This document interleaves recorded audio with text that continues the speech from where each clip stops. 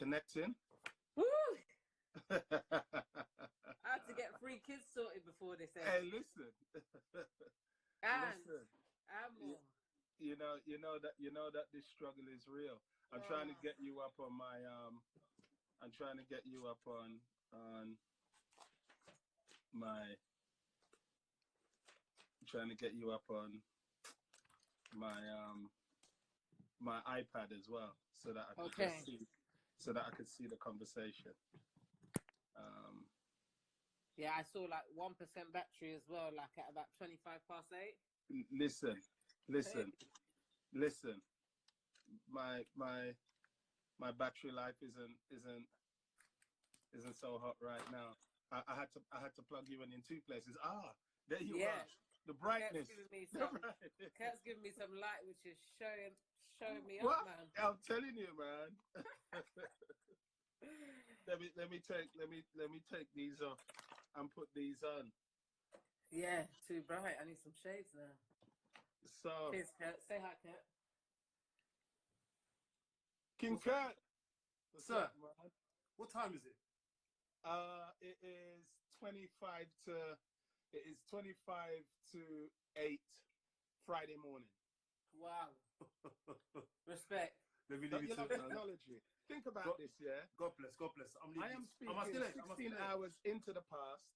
You are speaking, I'm speaking, how many hours is between us? In the future.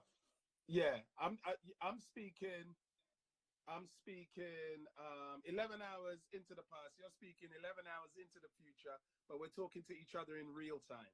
At the same time. You've gone crazy, isn't it? This is rocket science now, right? Hey! Say again, This is rocket science now. You've left us behind. Listen, don't play with it, man. Don't play with it. This is science at its best, man. This is science at its best. I'm gonna clean it. I'm cleaning the lens. Sorted. I'm gonna leave you to it now, yeah? All right then, man. Good to see you. Good to hear your voice. Likewise. Say hello for me, please. You're still drop dead gorgeous. Can't stand you. He can't help it. Olive oil does it. He can't help it. It's the olive oil, you know? The olive oil. You can't even be humble about it. You're so gorgeous. You can't even be humble about it, man. Olive oil and coconut oil. You're like James Brown, man. I just want to step back and kiss myself. You know. Don't cream your face, Kurt. Yeah, Ed. We just they just announced, I don't know who announced, but Charlie and Kurt told us to get ready because the community, well, the whole of London, I think it was, London was going outside at 8 o'clock to give the NHS a round of applause. Oh, you know, so we opened the front door, and everybody opened their front door. We thought we was the only ones opening the front door. Everyone opened and was outside just clapping. Wow. Clapping for a whole minute and just waving, and Charlie was like emotional. You know what I mean? Heart, man. Yeah, it was like that, Ed. It was like we was out there clapping, you know, because Charlie actually said, "Oh, I wish I lived on an estate so we could have more of a community." No, you don't. But so we could have more of a community, you know what I mean? Louder, when we opened the front door, there was community. We're good.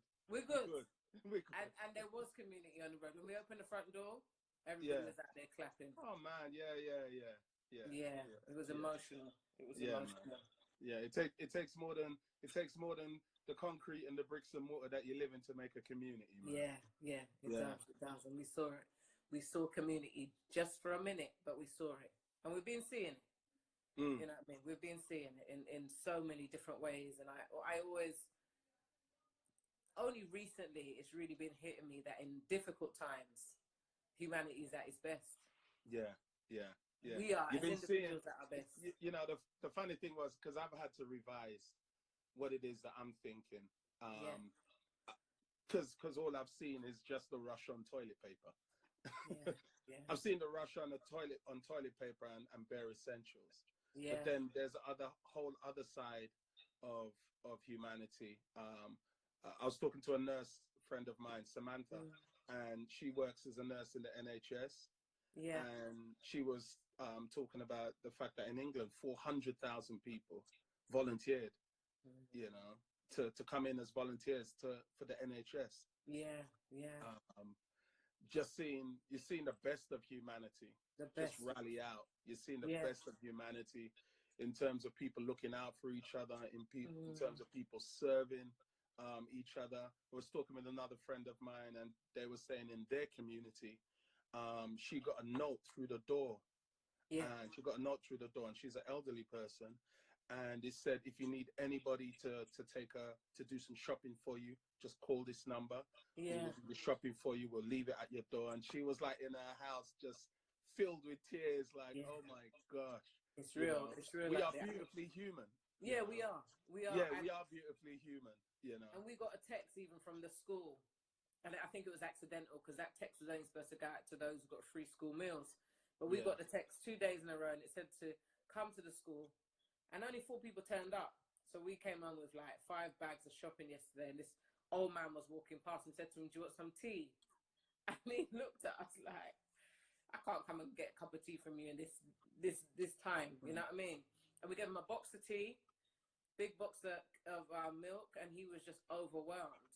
Yeah. On the other hand, we knocked some other people of our hue, older people who just said, no, sir, and I eat that.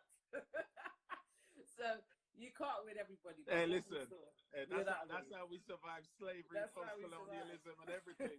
We just like, when it's too good to be true, we're like, no, we're good. So we couldn't win everybody. Do you know what I mean? Yeah. We couldn't win everybody, but it was we felt so good to dish it out, and we got to do it again today, and it was big, man. It just really warmed my heart. Yeah. But I wanted to talk to you because we're in the bunker. Do you know what I mean? And so I wanted to talk about being in the bunker. Yeah. We've never experienced a world war before, but we're in a bunker in our own homes. Yeah. And I thought we're about experiencing it in our lifetime, aren't we? We're experiencing it in our lifetime, this bunker mentality, and it can do your head in. I had to go to the park twice yesterday. You know what I mean? Just to work this thing out. Just before you said that, Ilford Central Youth, they said the same thing. It was actually nice to see all the neighbours coming out for one cause and being together for one cause. So let's get back into the bunker. Yeah, the bunker. It was basically, I was looking at being in the bunker. But when you're in the bunker, you're being with family. We are now being in nature. We're being with others. We're being with God. And what got me today, I was with my own thoughts today. I haven't been with my own thoughts for a long time. So I kind of wanted to discuss a few of these under the title of being in the bunker. But maybe first, being with family. Yeah. In the bunker. We'll go with that one first. Yeah. I just wanted to get some wisdom on that and share with you on that, really. Well, you know what? We are figuring it out ourselves here. Where's my notebook? Oh, did I leave it next door? I need some water. You need some water? Yeah. Go get some water. I'll get some water. Hang on. Hold on, everyone. I want to go get my notebook. Don't go nowhere.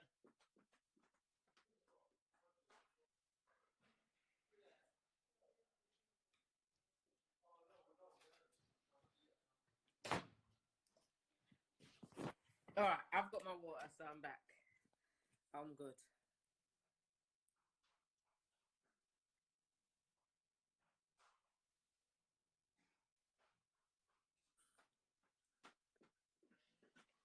Everyone is like, hold on. Did the two of them just walk off camera like, they're like, hold on, people. This is not how IG Live works. This is post-COVID-19. Hey, listen. You go to the toilet and you come back. You get your water, you come back. I didn't even go for water. I went for this. You know what I mean? I went for this, but I've got this as well. You know? Yeah. We're still figuring it out. Yeah. Yvonne and I was talking about it. Ria's still at school. Yeah. But I feel that the school is going to pull the plug this weekend. I think they're going to pull the plug this weekend.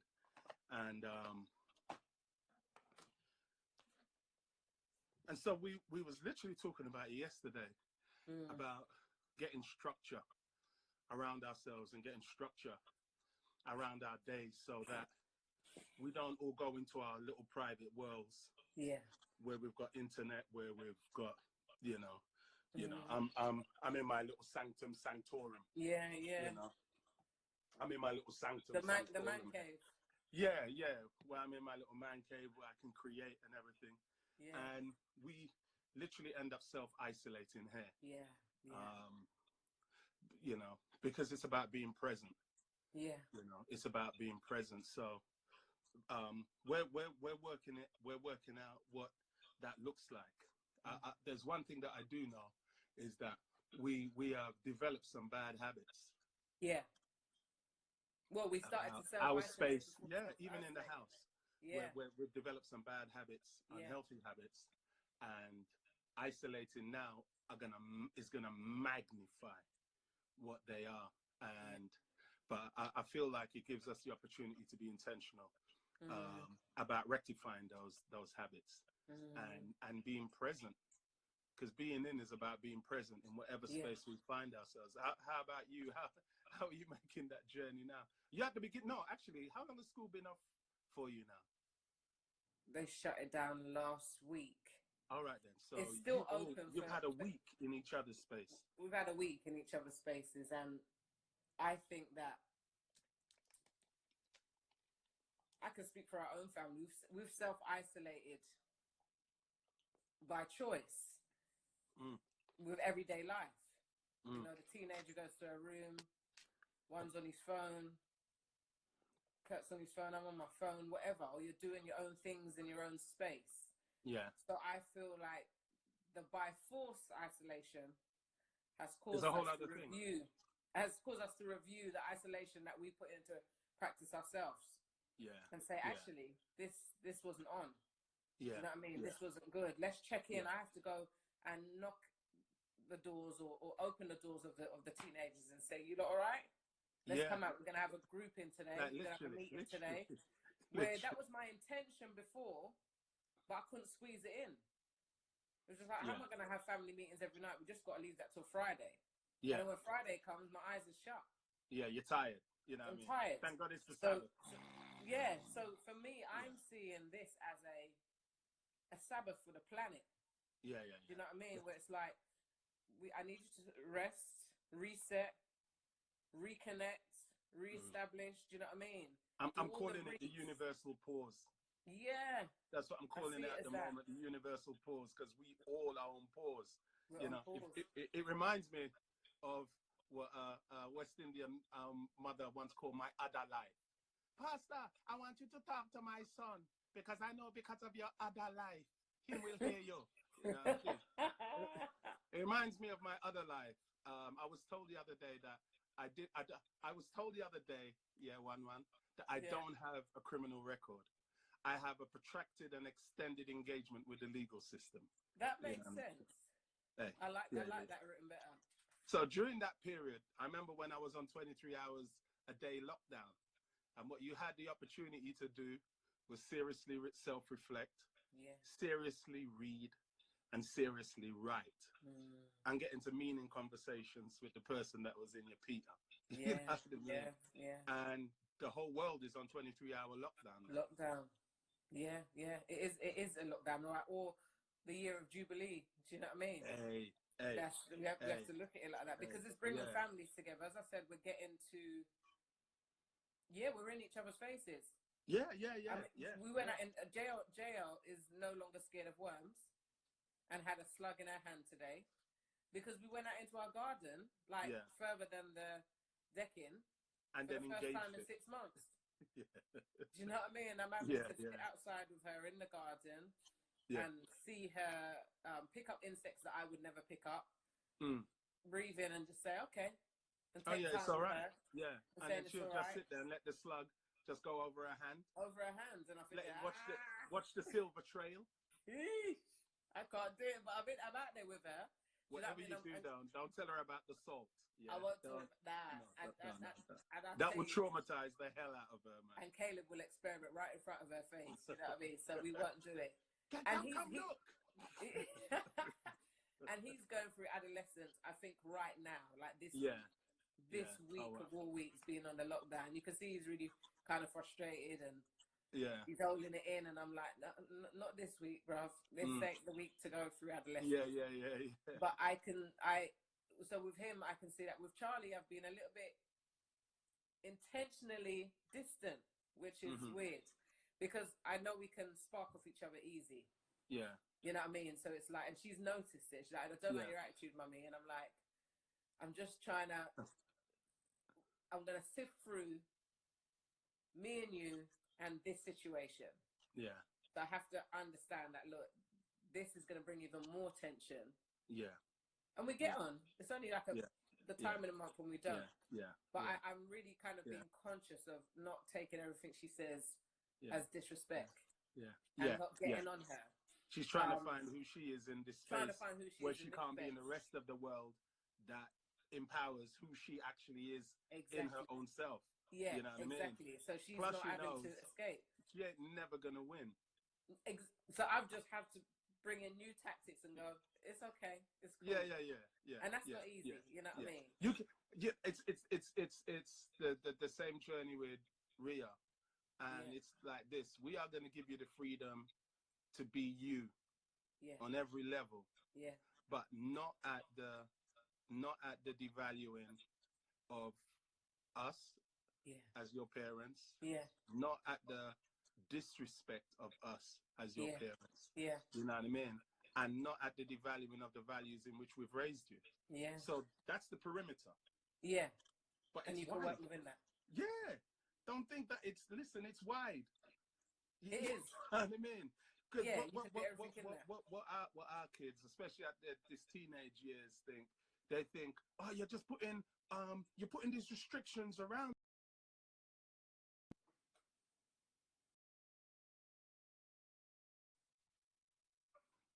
Yvonne just called. Yeah. Yvonne just called me. You're putting all these restrictions around me, but we're saying, but look where the boundaries end. It's far. It's 1 million miles down the road. So just navigate the space. Navigate the space. I mean, I'm trying. So I've had to navigate my space to even in those parameters, even though I'm on the outside of it. I've had to say, you know what? There's some things I'm gonna have to let slide. Just a few things, because they don't always articulate it as well as we do in terms of saying this is difficult. So, for instance, I said to JL, "How come you're not playing with your Barbie?" She said, "Because they got coronavirus." I said, "No, they haven't." I said, "The Barbies ain't got coronavirus, girl. You take them out." I said, "You haven't played with them for days." And if we didn't have that conversation, she would have stayed away from her dolls. Wow. You know, so we're having to have very open conversations. Yeah. They have face expressions because I've been scared. And Kurt's pulled out the word and said, "We're going to have to eat this now. Yeah. This is going to have to be a part of us." You know? Yeah. You'll see me tense with Kurt. Yeah. And for the first couple of days it was because I process and deal with fear differently than he does. Yeah. You know, so that is a conversation where Kurt was a little bit more relaxed with it, where I'm like, no. But I need him to stay relaxed to a certain extent because it helps bring me down. Do you know what I mean? So it's just having to do the being in the bunker with the family has also involved us turning into teachers. Yeah. You know, so we're having to teach them, and, you know, we're sending schedules back and forth between friends. Sometimes it can get a little bit overwhelming because you're thinking, oh, my friend started already at 8:30 and I'm still in the bed. Do you know what I mean? Don't do that. Under pressure. So now we're like, you know what? No, we're going to do academics in the morning. Afternoon, you can do arts and crafts, gardening, and we go for the long walk in the park. Leave it like that. That's it. Yeah. Don't allow anybody's timetable to define your timetable. Yeah. Just like parenting. I always say to Ria, even with that, I say, listen, girl, I don't compare you to no one. Yeah. And I don't hold you against no one's standard. I only compare you to what I know your potential is. Yeah. That's the only thing I'm going to keep you in competition with. What I know your potential to be. Yeah. That's all you can do. So that's what I mean, it's the same with... Yeah. You know? Yeah. So being in the bunker with the family. Being in the bunker with the family ain't easy. Hey, listen. It ain't easy. You know, no, I but do I'm growing. know. Yeah. I do know. I do know. Yeah. And it's been a great time for us. I wrote down, I did my COVID-19 challenge. Yeah. And so I kind of wrote down 19 things that I wanted to do during this period. All right, what notebook did I write it down in? I got several as well. Huh? I got several as well, about 6. Yeah, you struggle with that one too, yeah? Yeah. Yeah. And one of the things that I did write down. See, as I'm you're still looking, looking. I will say, with the family, we've also done exercise, being mindful about what we're eating, try to fortify our bodies, do you know what I mean? Yeah. And cooking really nice meals together. Yeah. Because you come from work, you rush to dinner, take it down, but now we're really taking time and making some nice stuff. Yeah. Yeah. So that's been a good thing. It's that above all. I think that above all else is something that's just been on my mind in a really, really massive way. Yeah. That has been on my mind in a really, really massive and intentional way in terms of what it is that I'm putting in my body. Self-care is so much more important for me now with, especially with my kidney. As you know, having one kidney ain't, and the kidney hasn't been doing too well. The kidney hasn't been doing too well. The one that I've got hasn't been doing too well. So self-care, especially in terms of what I put in my mouth, is just kind of everything at the moment. It's a kind of everything at the moment. So being present, being present with family, being present with self and with that self-care. Actually, being in your thoughts. Talk to me about that. Being in your thoughts. My goodness, I had some thoughts today. I had thoughts of inadequacy today. Felt like I should be doing more than I'm doing. And I've always felt that. I kind of feel like I'm in a stuck place at the minute. So I was like, why aren't you doing what you should be doing? And it felt like it was licking me hard. And I had to kind of go for a swift walk on my own, actually, around the park today, just to deal with some of that. And when I got home, I just opened the laptop and just started to do what I was supposed to be doing. So being in your own thoughts, I found it tricky today, but I found that it was necessary. Because I don't get time to be in my own thoughts. I'm at work, I'm dealing with people's lives, and I come home and I deal with people's lives, and then I'm shattered and I go to bed. So I don't get time to really address my thoughts or even fight my thoughts. Are the thoughts things about what you've been putting off that you should be doing? Are they thoughts around procrastination or thoughts? All right. The many books that are half written in the notepads. Do you know what I mean? The many ideas, the many podcasts, the many videos. And Kurt's on it. Kurt would do it, get it done. It's done. Kurt and Yvonne are cut from the same cloth. Same cloth. It just get done. What do I need to do? Oh and she's gone. That's like it. literally. And it's done. My sister's the same. It's just done. It's done. And so I'm just like, what is this thing? It's like I was moving and someone put a stake on my cloak, and I'm trying to tear it off and like, hang on a minute. I've got stuff to do out here. So I had to think about that today. And then also take time to counteract some of those thoughts.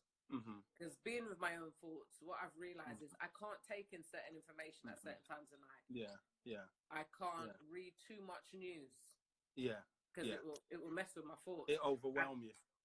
And I watched this woman just before I went to bed the other night. She was on a ventilator. She was young, and she goes, "It's not a joke out there." And she kind of went.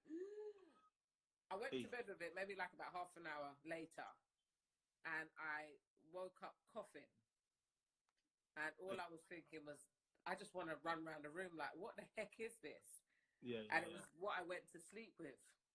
was on in my thoughts. Yeah, the thoughts was in your thoughts. And then it became fear. It turned into fear, and I had to be like, nah. Yeah. Now we've got to knock this out, and I've really got to be intentional with what I put in. So I sat with the word yesterday. Fred Hammond did a free concert on FB. It was beautiful. Really?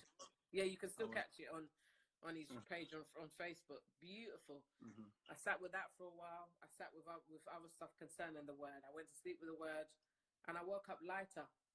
I woke up. I was talking with a friend yesterday, Jen, at Let Light In. We did the same IG, and she was talking. We were talking about the same thing about what we fill our mind with. You know? A friend of mine, Dr. Paul Phillips, on LinkedIn, he posted. He's a psychotherapist, world class, and he posted this handout, really really good. I'm gonna stick it up on mine, and he did 3 circles. Yeah. One circle at the top was things that are out of my control. The circle that was in the middle, was things that I can control. Yeah. So things that are out of our control, things that we can control. But the genius one was in the middle. Yeah. Well, what are the things you can influence? Wow. Because in between what you can control and what you can't control is the space where you can influence. Yeah. And that's where we truly take control. You know, he's saying the place where we truly take control is not in the things where, well, I can control. Well, you can control what time you get up. You can control the fact that you're going to have breakfast. You can, these are just the day-to-day things that you can control, you know what I mean? But you can control, but where can you have influence? Yeah. Well, I can influence the way this virus works by staying in my house. Yeah. I can influence the way my other friends may, you know, maybe processing and journeying in this season by having this conversation with Eddie about being in my own bunker. Yeah. You know? And I thought to myself, no, that is brilliant. That was genius. You know, because what it does, it kind of gives you back control. Some power. Say, it gives you back power. It gives you back power in that in between both spaces of what I can't control, what I can control. Yeah, but really it's all right, what can I influence? Because that is where change happens. That's where other people feel like they got a grip on their own lives. I didn't even know that's what this was. I didn't even realize this was an influence. Yeah, this is what we're doing. That's what we're doing. I didn't feel in the space to be influencing, you know what I mean? That's why these conversations are so important. You know what I mean? Because we're letting people, you know, there are things that are out of your control, so don't stress on them.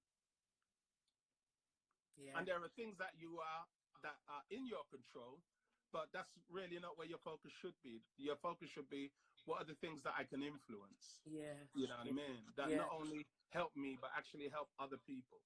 Because in the helping of others, that's how we're helping ourselves. And that's what COVID is teaching us. In the helping of others, you are helping yourself. Helping yourself, yeah. Because this is making me feel full right now. Do you know what I mean?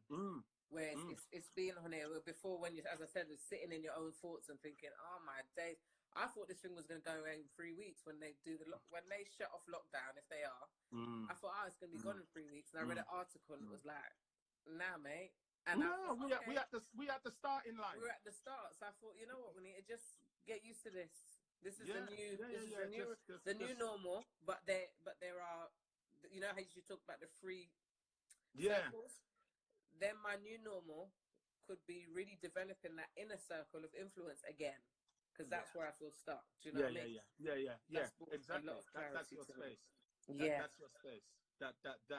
That really is your space. You know. And I've kind of just decided that I'm not going to be in a space where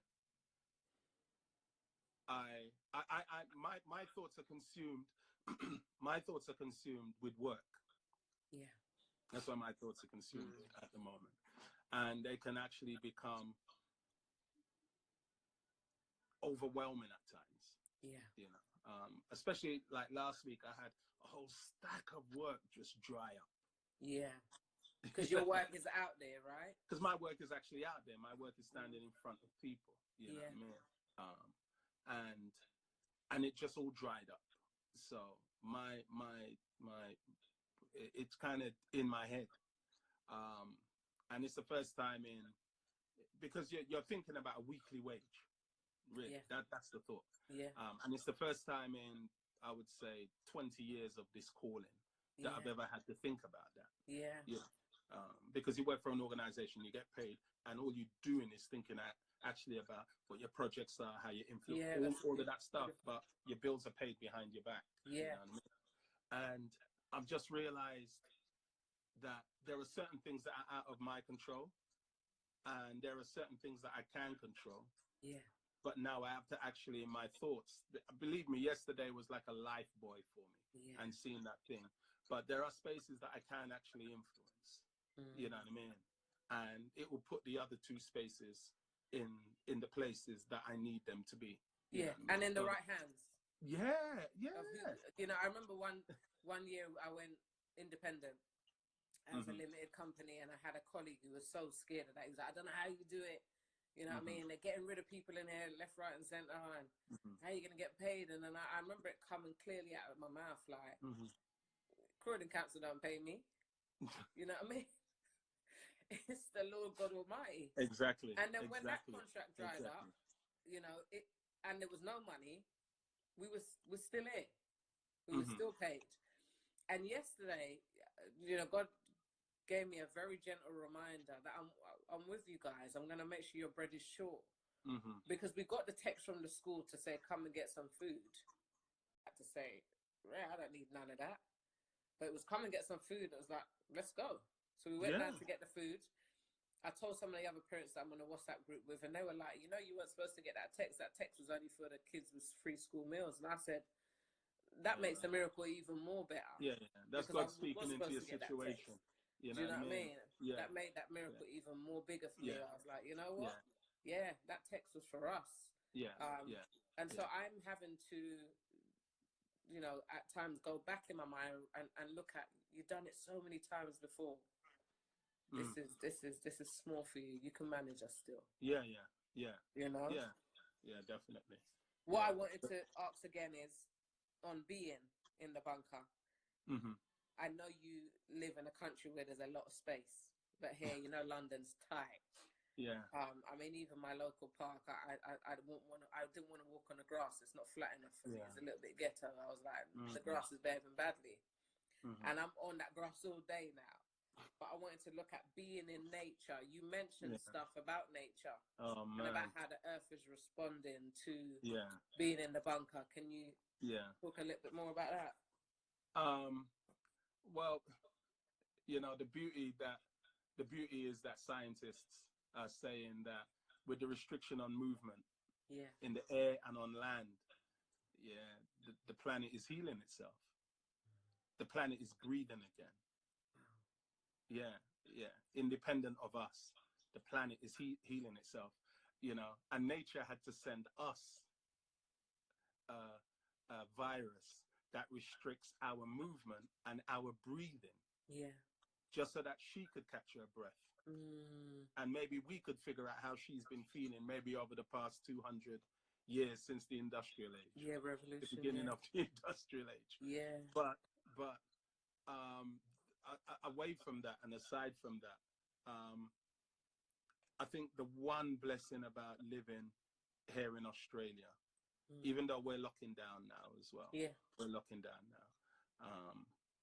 The one blessing about being out here in Australia is that the place is big enough for everybody to socially distance in nature. There are so many places where you can drive to, kind of just sit down and look at a view of the sea, or look at a view of just land. You know. There's so many people who actually live on acreage. I'm gonna say acreage, just like acreage. So they got space. I know so many people who live on acreage, who I can call up and say, look, I need to socially distance in the corner of your land. Let me come to your yard. They'll be like, yeah, come drive. You don't have to come up to the. You don't have to come up to the house. Just drive and just like, you know. And I can socially distance by having a conversation with them in their house while on their land. You know what I mean? It can be done. And it's going to be necessary. It's going to be more and more necessary. you know, it's going to be more and more necessary. I know London is kind of locking down, so they're making it difficult for people to like head out or drive out, or go out anyway. Mm-hmm. You know, I mean, I'm grateful we got the park at the back of the house. Yeah. So you're seeing, I mean, everybody's out, all races, everybody's out there in the park. They're jogging. You know, they had to put some tape around the outside gym because people are still using that. Yeah. People are still kind of playing basketball and football together in small numbers, but they're playing. Yeah. But you're seeing everybody out there. But I think what is strange is that my hearing, and maybe many others who I've spoken to, has become so acute to the sounds of nature. You know, I'm hearing the birds, I'm hearing the little stream behind the house of water. It's loud. And I don't know, you know, Charlie was walking with us the other day, and she said everyone seems so peaceful. Whether that's solemn or peaceful, but everyone seems so peaceful. And I think in that time, that peaceful time in nature, we can actually hear nature for the first time. I've heard nature, apart from having to drive 50, 60 miles out. I can hear nature in the middle of Croydon. Yeah. You know why they're peaceful as well? Because they realize they don't have to rush. They can't rush. They ain't got nothing they're rushing to. So their spirits are still at the moment. I remember when people say to me, so when you know, because I'm on a plane all the time. Yeah. And you know, I'll fly, and everywhere is 23 hours from Australia. Wow. Australia's 23 hours from everywhere. And people like who talk with me, they're like, so what do you do? What's your do you watch films? And I'm just like, what? I sleep. About that. Ain't no one got no time to be sitting up and watching films, man. Nah, I sleep. Yeah. You know what I mean? And I remember when I was in England and I used to travel abroad to preach. And listen, I would get into my seat, I would click the seat belt, I'd pull up my blanket. And gone. And the person would be touching me to ask me if I wanted something to eat. I didn't even know when the plane took off. Yeah. Because when you don't have to rush, your body just kind of just shuts and it finds its own peace. And I think that's what's happening with us now. And I think nature, being in some kind of green, being around some kind of green. A friend of mine, an old mentor, he said a friend of his works in mental health here, and he's been working in mental health for like 40 years. And he said, with mental health patients, he said, we've discovered when they are stressed. Morning, Ray. And listen, sorry. Morning to everyone who's jumped in with us. Sorry that we haven't, and I haven't, I haven't responded to any of you.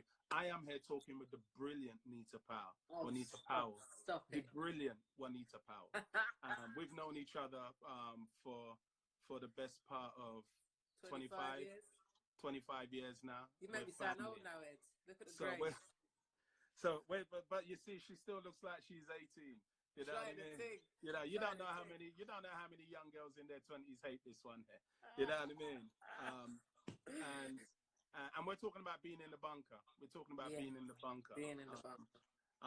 So can I give a shout out? I can see Small Dread on there, and Small Dread's the only name that I know. Paul Aldred. Hey, major love for Paul, man. See Ray Moanga. He's been doing some brilliant spaces of pause.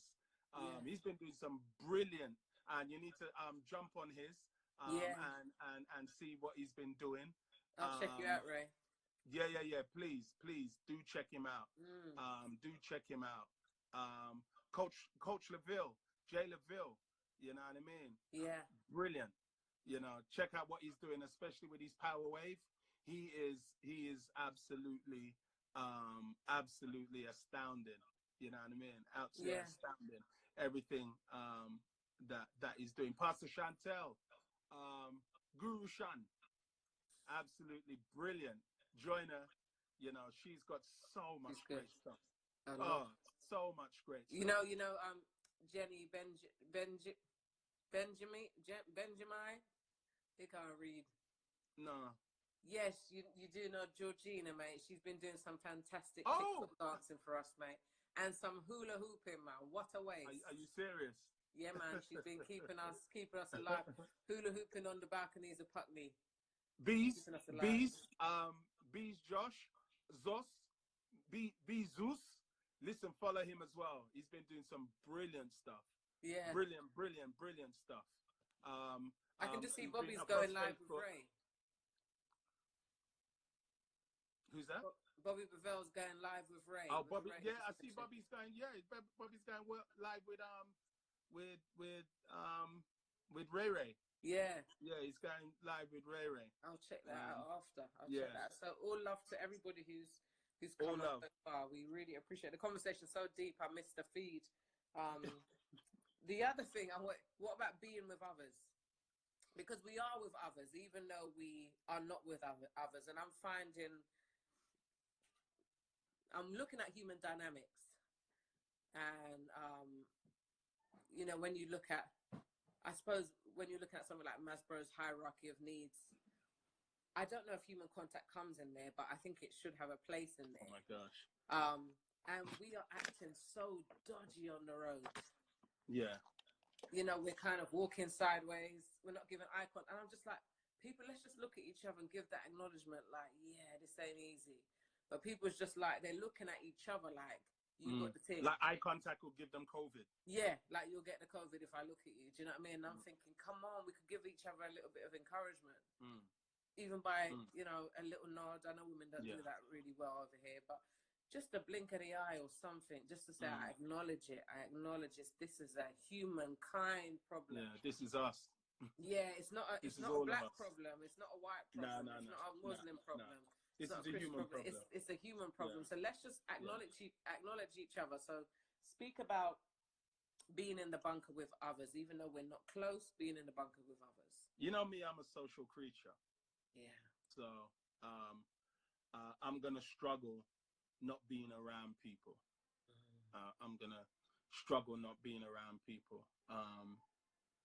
Or just being in the physical presence of people. Anybody who, over here, when I would train young pastors, they would ask about my writing process for sermons and sermon series. And that. I say I go into cafes and sit down and write sermons. I don't write them in my house. Yeah. I actually want to be around the hum of humanity. Yeah. I want to write something and then look at it and then look at somebody that I don't even know and say, well, this makes sense to them. I'm like, this wouldn't make sense. Yeah. And then rewrite what I'm gonna, you know what I mean? So I feel like I've had enough contact, meaningful contact, to kind of like, I'm like a bear, gathering all my stuff, and then we go into hibernation. The hibernation. But I feel like the other space that I have to get it now is not just being present, but like what we're doing here. I feel like when we talk with people, I'm grateful with you because we're family. So when we talk, we have light conversations, and when we get deep with each other. Yeah. We know that our conversations are safe in each other's space. We know that our vulnerability and our humanity is safe in each other's space. And I feel like we have to learn, not figure out. We have to learn and figure out what it means to have conversations with people that, even though we're electronically separated, we are present with each other. Yeah. You know what I mean? Because we can't physically, the new normal is that I can't physically come, I'm dreading. I'm dreading the thought that anything happens to Mum. Yeah, I was going to ask you about it today. Oh my gosh. I'm dreading the thought that anything happens to Mum, because then like, I can't cope. I don't know how I'll cope. Because I won't be able to leave the country. I won't be able to leave the country. I won't.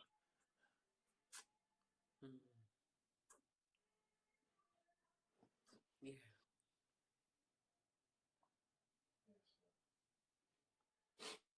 So we've got a family feed. Yeah. So I tapped in on the family feed and I was saying to everyone, listen, because no one's speaking on the family feed. And I'm saying, look, guys, come on.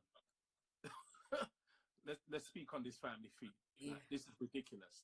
There's like 20 of us here, Yeah. and no one's speaking to anyone. Everyone check in. Let's all know how we're doing. Yeah. You know what I mean? And if we can't be around people, I'm feeling like the conversations that we do have with people have to be conversations of depth. You know what I mean? Because this isn't enough. No. But it's all we have. It's all we have. Yeah. This isn't enough. Anybody who's close to me knows, as much as I talk, when I'm in the company of the people that I really love, I like to just sit there and be just quiet. I don't need to talk because your presence is there and your presence is enough. Enough. Yeah, your presence is enough. And if we're together for an hour and we utter 3 words, hey, it was good. It's your actual presence that I actually want to be in. You know? So I feel like being around people and being with people through this medium now it cannot be superficial. It cannot be superficial. 100% for meaningful conversations. Yeah, you're right. 100% for meaningful conversations. Yeah. You know what I mean? Yeah. It's 100%. I mean, it's, I don't know, in so many ways, while this thing is an absolute pain in, while this thing is an absolute frustration, it's actually rewiring what it means to be human. Because I feel like we lost what it means to be human. We lost You know what I mean? We use social media to physically and socially distance ourselves from everybody else. That's what we've used it. You know what I mean? But what has happened is now that all we have is social media, and now that we can't physically be in each other's space, we realize social media ain't enough. I actually want to be in people's presence. Yeah. I want to be in their company. Yeah. You know what I mean? And I think what this is doing, it's rebooting us. Yeah. Not only is the planet rebooting, but the planet is saying, remember what it means to be human. Friggin' hell, what's wrong with you people? You forgot what it means to be human. Remember what it is to touch. I remember sitting in work and we had a systemic therapist, and he put his hand on my shoulder and he said to me, he has never seen, there was a lot of pressure at work at that time. He said he had never seen vulnerability and strength coexist. Yeah, and he said that in one about space. Me. Yeah. In one space. Yeah. And he kept putting his hands on me, and I could see other people's faces like looking horrified. Yeah. As if this man had raped me in front of them. And I was like, this ain't do that. I need this. You're kind of solidifying what you said about me by tapping me on my shoulder. I think one time he even punched my knee. It wasn't dodgy. It was like we've moved so far away from that, and this is not undermining anybody's experience of being, inappropriately touched, because it can happen. But in that space, I could see the rest of the room was thinking, and I was like, this is not inappropriate touching. This is humanity. I needed that man's touch to cement those words inside my body. You've got strength and vulnerability in the same space. Yeah. And he was empathetic enough and in touch with his feelings enough to know that that's what you needed. I needed that. And I know that it was safe to do that. Yeah. You know what I mean? I have a friend called Graham Fromfelder. He's doing a PhD in clown ministries. Yeah. What? You know all the stuff that and she's our guru, Maggie Banis Roya. No. Remember Maggie Banis Roya from she's from Holloway. Did she do the puppets? No. Well, anyway, he is literally the best. He's the best I've ever seen. Yeah. And when I say the best, I'm not even gassing him. I've been all around the world, worked with brilliant people. I've never seen anyone do what he does using clown ministry and a ministry of happiness. He's actually doing a PhD on it right now. Anyway, I pulled him into my church, the last church that I pastored. We had a leadership day, lots of conflict. And so we did something around leadership, around team building. He did this one exercise with us, and it was about how fast we go through life. Yeah, one. And the exercise was, he made us move fast in a circle, and it typified how we move through life. You get as many high fives as you can, boom, boom, boom, because we're always moving fast through life, always moving with speed through life. Get as many low fives as you can, you know, and he was just building a narrative about how fast, you know what I mean?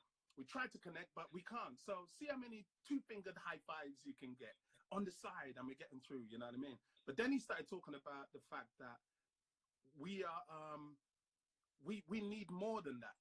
So he slowed down the narrative and he said, move through, but what I want you to do is give one high five, hold it for a second, and then move on. High five, move, hold it for a second, and then move on. Then he said, what I want you to do, he moved it round to the space where he says, I want you to give a high five, look at the person for 3 seconds, and then move on. And he built the narrative about our need to pause and touch. And be present. He moved it to the space where what I want you to do is give them a two-handed high five and just look at them. Hold it. Oh. And it started breaking all of us, young, old, because we was just holding and seeing each other, and we was just in tears. You see, 5 seconds, and then move on to the next one. But what it really showed us was, amidst all the conflict that we're in, we so badly want to be in this space. We so badly need to be in that space, you know. And that's what I was thinking about when we've been walking through the park. All we have is these now. We can still touch with these. So I'm like, just let's look at each other. And that will say enough. Like, I get what's going on. We are going through the same stuff, but everyone's kind of like eyes down. You're going to give it to me if we look at each other. It's like, let's just look. That's what we got. So let's use it, you know? So that should be some kind of slogan. Looking at each other doesn't cause infection. It doesn't. And we still let's got see it, each other. Let's see each other. Maybe you should walk around with a billboard that says that. Looking at each other doesn't cause infection. And just see what it does. Maybe do a little thing in the placard. Do it as an exercise. Do it as a social exercise. Looking at each other does not cause, because they will look at the sign. You know what I mean? And when they look up at you, just smile. Just laugh. Looking at each other does not cause infection. What about try it as an experiment? Serious. What, like, try it in the... What have we got? We got we must have a cardboard box here, isn't it? Yeah, you must have a cardboard box. You know what I mean? If you got a little cardboard box, put some white paper on it, Pritt stick, and then write it in nicely with the eyes. You know, with the eyes. Looking with the 2 eyes, you know, at each other does not cause infection, and put a big smile underneath. We need that. We need that. Auntie. Look at my year. Look at my year 11. Oi! We ain't got uniform like that here. You look beautiful. You're right. Yeah, good, thank you. Good. You got a few more days left. I think today is my last day. Whoa. What, till September? No, you got a different system than us. It's probably, school's going to be out for probably 6 months. Oh, for you as well? Yeah. So, and this is GCSE year for you? No, next year. Okay, because I was thinking about those students who... Look into the back. It just got locked down. Do you know what I mean? No, we're not. I said, step into the light. She was like, I'm not that black. You know what I mean? Yeah, your black is beautiful, man. Black is beautiful, mate. Is beautiful. The black girl magic. Look at that, man. She looked like me, don't. You know? And listen, this is not how IG lives work, you know. This ain't like, this ain't TikTok, love. This ain't TikTok, you get me? Exactly. Man. Charlie's asked us, you had to use TikTok. Come, let's go to... I said, you know we ain't got no rhythm. The Dad asked me if I wanted to do a TikTok yesterday. What? He's like, we should do TikTok. I said, I said, make up your own dance. I can't do a TikTok. But I said, if that dance is going to give you $5 grand from Ellen, you better get it done, mate.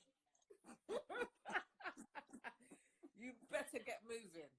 You know, we have to do it with old school jams as well, man. I'll do the Running Man on there, man. I'll do the what? You get me? I'll do something. I need 5 grams from Ellen. You get me? Give me 5 minutes. Post it. I'll drop you in. Yeah. Love you, Rhea. See you later.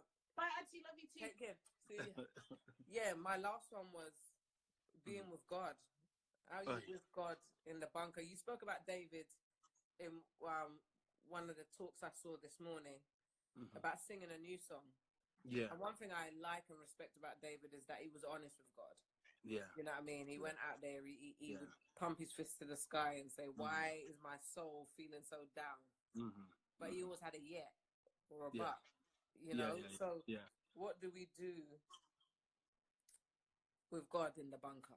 Because is he too big to be in this space? Is he not in this space? Where is he in the bunker? Do you know what I've been really reminded of?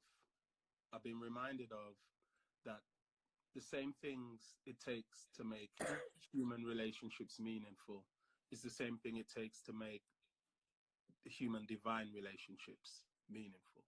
Communication, honesty, transparency, vulnerability, you know. God takes all of those chances in all of those spaces with us. And I feel like one thing that this period is going to do for us, I know it's definitely doing it for churches, it's actually stripping away all the things that we think are necessary in order to connect with God and making us find individually, without the aid of the apparatus, what is it that makes my faith meaningful? Now that I can't turn up on a Saturday morning or turn up on a Sunday morning. And fake it. And fake it. Yeah. Yeah. Now that I can't go and fake it, you know, one day in 7, what is it that makes this space of faith meaningful? And for me, being in the bunker is not being afraid to hear the honest conversations God is going to have with me about me. You know, you can't go anywhere, so you got to hear it. Yeah, I can't go anywhere, so I've got to hear it. I can't move to the left or to the right. You know what I mean? I can't go anywhere, so I've got to hear it. And for me, that is what being in the bunker is really going to be about in this space now. Having those honest conversations with God, renewing what it means to be a spiritual person, a morally spiritual person, a socially spiritual person. I think reading again, figuring out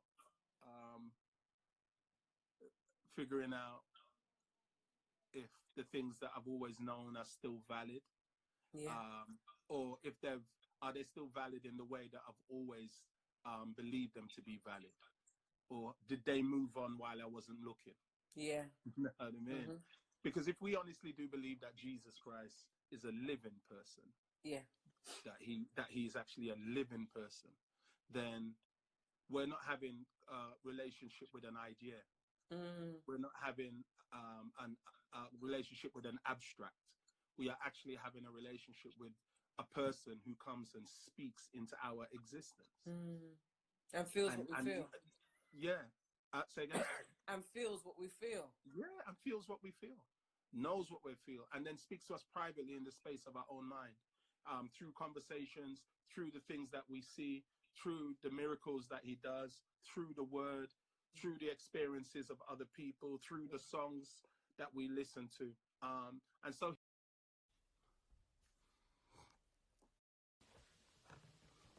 hey, morning everyone.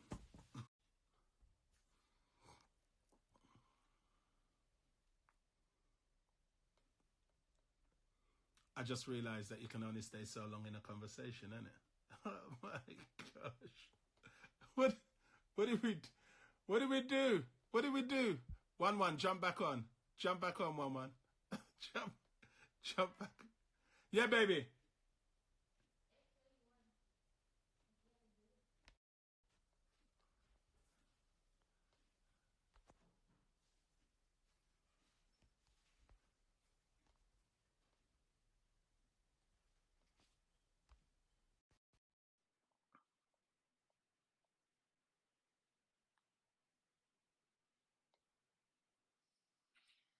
We got locked.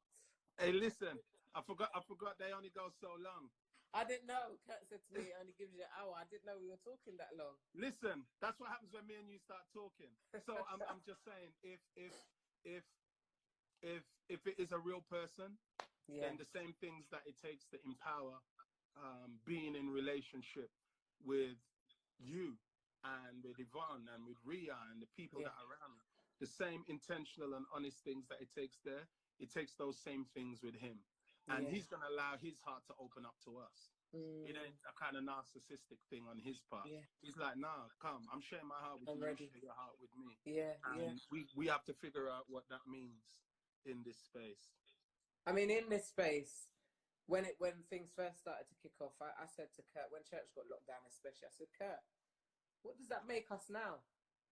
It was such a troubling experience for me to find out that, not that I didn't want to go to church, because I can choose that. Like some days we're going to chill at home for Sabbath, you know what I mean? We're going to go to the park, go for a swim, we're just chilling. But to find out that you could not go, yeah, it's crazy. To reevaluate the whole Christian experience. I said to Kurt, what does that mean? What are we now? Yeah. Is this what Christianity was to us, was going to church? Is that all it was? Yeah. And we had to look at it, and we're still looking at it in detail and saying, well, Jesus didn't spend half his time in church anyway, but what was he doing outside of church? Yeah. And it's I think you and I need to have a conversation wholly and solely on just this. On that, well, because in our private conversations together, we chop it up. Yeah. So I'm not going to expand on that one because we can do another live on that. But that was being with God in the bunker. So today we spoke about being in the bunker. We said being in the bunker with the family. You know, how does that feel? Being in the bunker in nature. Being in the bunker with your own thoughts. Yeah. Being in the bunker with others, and being in the bunker with God. It's been brilliant. I need to write a book on that, innit, Ed? Yeah, yeah. Oh, stop. Another pressure again. Maybe it don't have to be a whole book. Maybe just a book for this season. Do an ebook. Yeah. It don't have to be a whole thing. Maybe just a book just for this season. Yeah.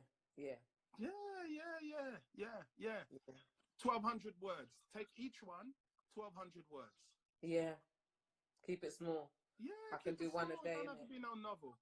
You know what I mean? And then stick it out there for people to access it. Yeah. I think that's a good place to start because they're flaming good titles. Yeah, I'm serious. Being in the bunker, man. I love it. I got to drop my child to school. Right now? Right. Oh, yeah. Different zones, right? Different zones. Remember, it's tomorrow. You're talking into tomorrow. I'm speaking into existence, mate. Ed, listen, thank you. This was real for me. Oh, man. No, thank you for joining in. Thank you for joining in the conversation. You know, no, that's all right. Really, thank you. Love you dearly. Love you dearly from one. Thank you, everyone. Yeah. Take care. Take care. Bye. Bye.